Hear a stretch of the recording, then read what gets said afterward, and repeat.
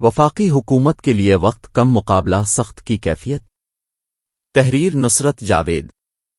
عاشقان عمران خان ہی نہیں کمر توڑ مہنگائی کی وجہ سے بلکہ موجودہ حکومت سے اکتائے بے تحاشا افراد بھی ان دنوں اب مزہ آیا والی لذت محسوس کر رہے ہیں۔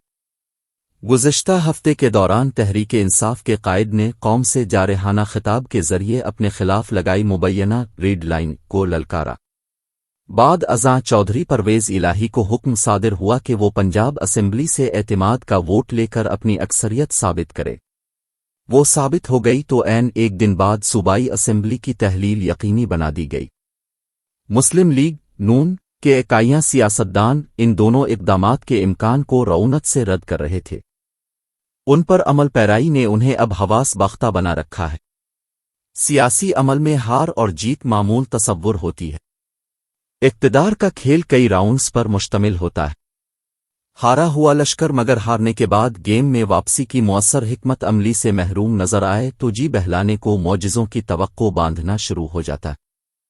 خواب اب یہ دیکھا اور دکھایا جا رہا ہے کہ صوبائی اسمبلی کے انتخابات کسی نہ کسی وجہ سے 90 دنوں کے اندر نہیں ہو پائیں گے۔ ان کے انعقاد کے لیے قائم ہوئی عبوری حکومت ہیلوں بہانوں سے اپنے اقتدار کو طول بھی دے سکتی ہے۔ یہ خواب دیکھتے اور دکھاتے ہوئے یہ حقیقت فراموش کر دی گئی ہے کہ ہمارے ہاں ایک تحریری آئین ہے۔ اس کی ایک تشریح کا حتمی اختیار جنہیں حاصل ہے وہ مسلم لیگ نون پر 2016 سے شاذ ہی مہربان رہے ہیں۔ آئین میں طے شدہ محدودات کے علاوہ چند دیگر عوامل بھی ہیں جن کی جانب فی الوقت توجہ ہی نہیں دی جا رہی۔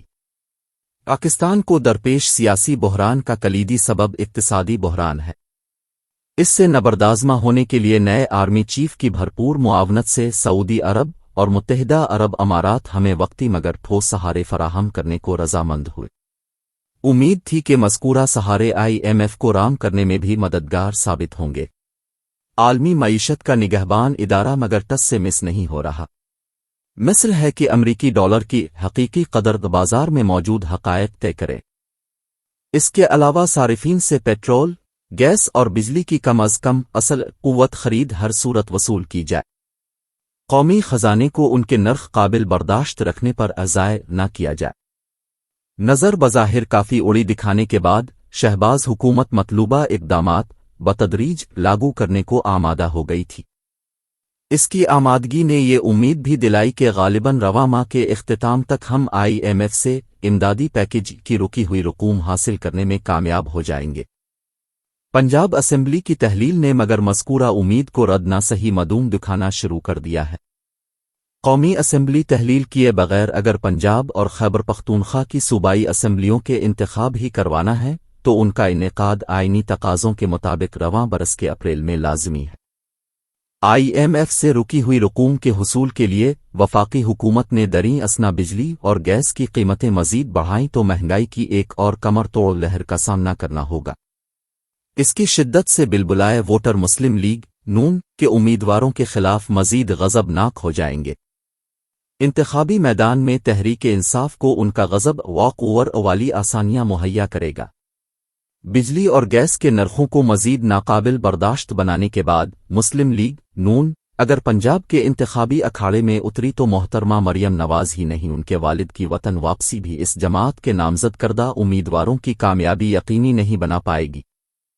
انتخابی میدان میں مقابلے کی سکت برقرار رکھنے کے لیے شہباز شریف اور اسحاق ڈار صاحب کے لیے لازمی ہو جائے گا کہ وہ اپریل کے وسط تک IMF کو نظر انداز کیے رکھیں۔ ممکنہ نظر اندازی اگرچہ ہماری ریاست کے دیوالیہ ہو جانے کے امکانات شدت سے اجاگر کرنا شروع ہو جائے گی۔ گزرے برس کے اپریل سے شہباز حکومت مسلم لیگ نون کا ووٹ بینک تباہ ہونے کا جواز وطن دوستی میں ڈھونڈ رہی تھی۔ وزیر اعظم اور ان کے وفادار ساتھی مصر رہے کہ حقیقی محبان وطن ہوتے ہوئے شہباز صاحب اور ان کے معاشی ماہرین اپنی سیاست کے بجائے ریاست بچانے کی فکر میں مبتلا ہے۔ IMF کی شرائط کو اپریل کے وسط تک مؤخر رکھنا مگر انہیں مذکورہ جواز سے بھی محروم کر دے گا۔ عوام ہی نہیں بلکہ ریاست کے دائمی اداروں کی نگاہ میں بھی وہ پاکستان کا دیوالیہ یقینی بنانے کے واحد ذمہ دار ٹھہرائے جائیں گے۔ مسلم لیگ نون کے چند اہم فیصلہ سازوں سے میری ٹیلی فون پر گفتگو ہوئی۔ جس پہلو کی جانب میں آپ کی توجہ دلا رہا ہوں اس کے ادراک سے وہ کامل محروم سنائی دیے۔ فقط اس اعتماد کا اظہار ہی کرتے رہے کہ انتخابی میدان میں تحریک انصاف کا ڈٹ کر مقابلہ کیا جائے گا، اسے 2/3 اکثریت نصیب نہیں ہوگی۔ میری جانب سے اس ضمن میں کیسے پر مبنی سوالات کا مگر تسلی بخش جواب فراہم نہ کر پائے۔ ان کی خوش گمانی نے مجھے یہ سوچنے کو مائل کیا کہ جی کو تسلی دینے میں مبتلا دوستوں کو IMF سے متعلق سوالات اٹھا کر مزید حواس باختہ نہ بناؤں۔ امریکی ڈالر کے مقابلے میں پاکستانی روپے کی حقیقی قدر اور بجلی، گیس اور پیٹرول کے طلب و رسد کی منطق کے تحت طے ہوئے نرخوں پر مبنی سوالات کو لیکن آئندہ 2 سے 3 ہفتوں کے دوران نظر انداز کیا ہی نہیں جا سکتا۔ وقت کم اور مقابلہ سخت والی کیفیت ہے۔ عمران خان صاحب نے گزشتہ ہفتے کے دوران یک کے بعد دیگرے 2 گگلی گیند پھینک کر اپنے عاشقان اور کمر توڑ مہنگائی سے اکتائے افراد کی بے تحاشا تعداد کو یقیناً شادمانی فراہم کر دی ہے۔ ٹھوس معاشی حقائق پر مبنی اٹھائے مذکورہ بالا سوالات کا کماحقہ جواب ان کے پاس بھی موجود نہیں ہے۔